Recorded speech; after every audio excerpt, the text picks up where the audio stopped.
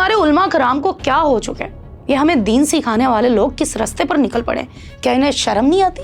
इन्हें किसने इजाज़त दी है कि ये एक्सरसाइज करें या ये योगा करें या फिर ये अपनी फिटनेस हम लोगों से शेयर करें? क्या ये इस्लाम में जायज़ है? नाज़रीन, ये अल्फाज मेरे नहीं हैं, ये अल्फाज हमारे उन सियासतदानों के हैं, हमारे उन हुक्मरानों के हैं जो कि हमारे सर पर बैठे हैं, जो कि इस वक्त हमारे सर पर वालदा, हमारे बाप, हमारे ताई, हमारी चाचा, हमारी चाची, हमारे मामू, हमारी मामी सबका रुतबा रखते हैं।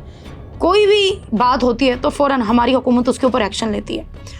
नाज़रीन, हमारी हुकूमत में एक ऐसा नुमाया नाम जो कि किसी भी होने वाले वाक़े पर फ़ौरन एक वीडियो बनाती हैं और पोस्ट कर देती हैं, ख़वाह वो वाक़या गलत ही क्यों ना। और ऐसा कई दफ़ा हो चुका है कि उन्होंने वीडियो तो बना दी लेकिन बाद में पता लगा कि वो वाक़ई गलत था जिसकी उन्होंने वीडियो बना के हमदर्दी में पोस्ट कर दी। जी हाँ, मैं बात कर रही हूँ हिना परवेज़ भट्ट साहिबा की। जी हाँ, वही हिना परवेज़ भट्ट साहिबा जिनको ख़वातीन के हकूक़ के लिए रखा गया है कि वो ख़वातीन की बात सुने और ख़वातीन से रिलेटेड जितने भी इशूज़ हैं उन तक पहुँचे, लेकिन जब उनको राब्ता किया जाता है तो वो रिस्पॉन्स ही नहीं देती उन ख़वातीन को, वो राब्ता ही नहीं करती, बल्कि वो सिर्फ उन चंद गिनी चुनी ख़वातीन को जवाब देती हैं, उन रिपोर्टर्स को जवाब देती हैं जिनके साथ वो असेंबली में उठती बैठती हैं और किसी को वो रिस्पॉन्स भी नहीं देती और फिर बताती भी नहीं है। लेकिन उनके social media account all time active होते हैं। सिद्धू मूसेवाला के गानों पर उनकी टिकटॉक वीडियोस लगी होती हैं और इंडियन कल्चर को प्रमोट फुली किया जा रहा होता है, क्योंकि हिना परवेज़ भट्ट साहिबा जो हैं वो इस चीज़ का ज़रा ख्याल नहीं करती कि वो एक सियासी लीडर हैं और अवाम की रहनुमा भी हैं और पाकिस्तानी रहनुमा है, वो पाकिस्तान की नुमाइंदगी करती है। क्या हमारे इंडिया में हमारी इज़्ज़त बनती होगी जब वो देखे कहते होंगे देखो पाकिस्तान की MN है, पाकिस्तान की MP है, ये हिना परवेज़ भट्ट जो है ये हमारे गानों पर वीडियोज़ लगाती है। आखिर आपको इतना शौक है वीडियोस बनवाने का तो आप पाकिस्तानी गानों को प्रमोट कर लें, वो भी अच्छे होते हैं। खैर, अब बात कर लेते हैं आखिर इशू कहाँ पर हुआ। तो हिना परवेज़ भट्ट साहिबा जो हैं आदी हैं कि उन्होंने डेली बेसिस पे कुछ ना कुछ ऐसी खबर ज़रूर देनी है जिससे वो ये बता सकें कि मुझ में भी सहाफ़त है और मैं भी सहाफ़ी हूँ। नाज़रीन, मौलाना तारिक जमील साहब जो कि एक दीनी लिहाज से उनको देखा जाए तो एक आला मुकाम रखते हैं, कई लोग उनको फॉलो करते हैं और उनकी बातें सुनते हैं और उनके कई ऐसे कारनामे हैं जो कि नाकाबिले बयान हैं। उनकी दीनी खिदमात ही बहुत ज़्यादा हैं और कहते हैं इस्लाम में भी कहा जाता है, हमारा दीन भी हमें सिखाता है कि तंदुरुस्ती जो है वो बहुत बड़ी नेमत है। इट्स मीन्स के वर्जिश करना जो है वो बड़ा इंपॉर्टेंट है, अपनी सेहत का ख्याल रखना बड़ा इंपॉर्टेंट है।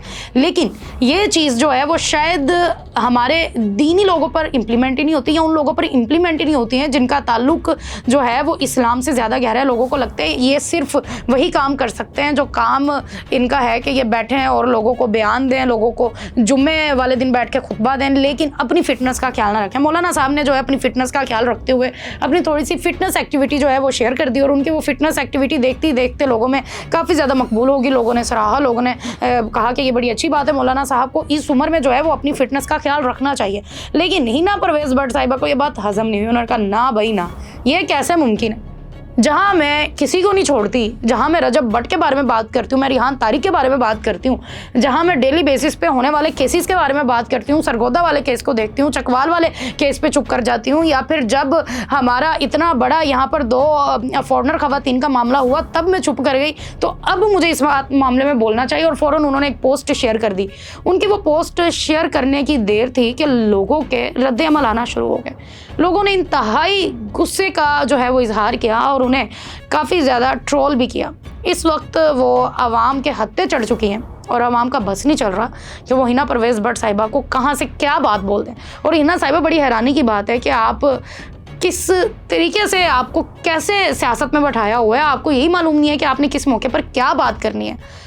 खुदा का खौफ खाएं। आप खुद तो माशाल्लाह आपके बच्चे इतने बड़े बड़े हैं और आप इतनी फिट हैं, इतनी उम्र की हो के आप इतनी फिट दिखती हैं। फिर हमारी CM साहिबा मरीम नवाज साहिबा को देख लें, आप कितनी खूबसूरत और हसीन और जमील खातून है जिनके दोते पोते भी हैं। तो आप क्या कहती हैं कि मौलाना तारिक जमील साहब ना फिट दिखे? मर्दों को फिट दिखने का कोई हक नहीं है कि अगर उन्होंने अपनी फिटनेस शेयर कर दी, आप भी अपनी किया करें ताकि आपसे कई खवातीन मोटिवेट हों कि यार हिना परवेज़ भट्ट जो है वो इस उम्र में जाती है, फिटनेस का अपना इतना ख्याल रखती है, हमें भी रखना चाहिए। लेकिन नहीं, आपने ये चीज़ करने के बजाय आपने ट्रोल करने का वो जो एक सिलसिला शुरू किया हुआ है कुछ अरसे से, आपने उस पर तरजीह दी, उसको ही फोकस किया और वो इस तरीके से अब एंड हो रहा है कि आप खुद ट्रोलिंग में शामिल हो गई हैं। आप लोगों को ट्रोल करती थी उनकी पोस्ट उठा के, और आज लोग आपको आपकी पोस्ट पे ट्रोल कर रहे हैं। मेरे ख्याल से आप पहले जिन मामलात पे बोली अच्छा बोली, हमने आपकी बात को सराहा, और आपने जिन जिन लोगों को तनकीद का निशाना बनाया अच्छा भी बनाया, लेकिन अगर कहीं पर आप गलती कर चुकी हैं तो आपको उसको तस्लीम करना चाहिए और मौलाना तारिक जमील साहब से माफ़ी भी मांगनी चाहिए कि आपने उनकी जो ये दिल आज़ारी की है ये इंतहाई बुरी है। अगर वो ना होते, कोई और भी होता, तो मेरे ख्याल से हमारा ये हक नहीं है कि हम किसी को ये बता सकें कि वो ये गलत करें, चाहे खवा वो कोई टीचर हो, वो कोई स्टूडेंट हो, वो कोई प्राइवेट जॉब करता हो, वो कोई एंकर हो, वो कोई सियासी लीडर हो, वो कोई भी हो, वो कोई दीनी इल्म रखने वाला इंसान हो। हमारा बिल्कुल हक नहीं है कि हम उनकी पर्सनल ज़िंदगी पर तनकीद करें, और ऐसी ज़िंदगी जो कि वाकई फ़ायदेमंद है, जो लोगों के लिए मोटिवेशन का सहारा बनती है। खैर, मुझे इजाज़त दे और अपनी राय कमेंट्स में ज़रूर दीजिएगा। मिलते हैं अगले व्लॉग में, तब तक वस्सलाम।